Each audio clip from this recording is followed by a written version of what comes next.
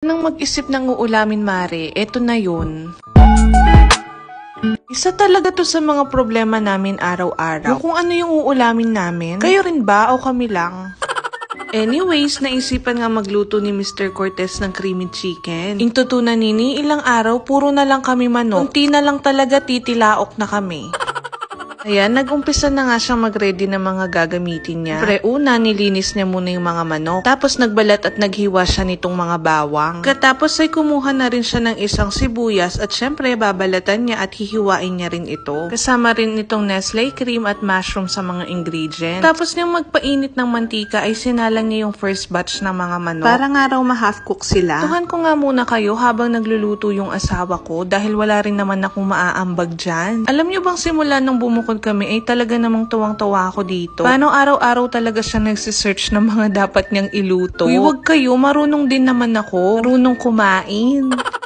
Oreng bashers kanyan, char. Pero wag kayo, naniniwala din naman kasi ako na lahat ng bagay ay napag-aaralan, di ba? Anyway, naglagay na nga rin siya ng dairy cream dyan sa same pan na pinaglutuan niya ng mga manok. Pagtapos nga ay nilagay niya na yung bawang, kasunod na nga rin itong sibuyas. Ng asawa ko, kahit ano raw unahin nyo, pero suggestion niya, unahin nyo raw sarili nyo.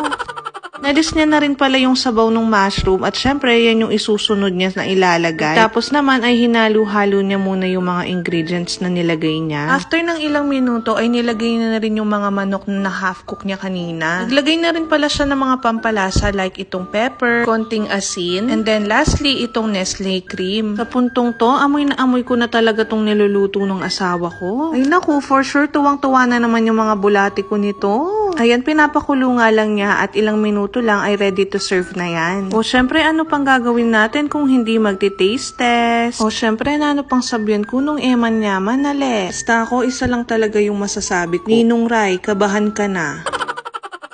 O siya, yun lang. Thank you for watching.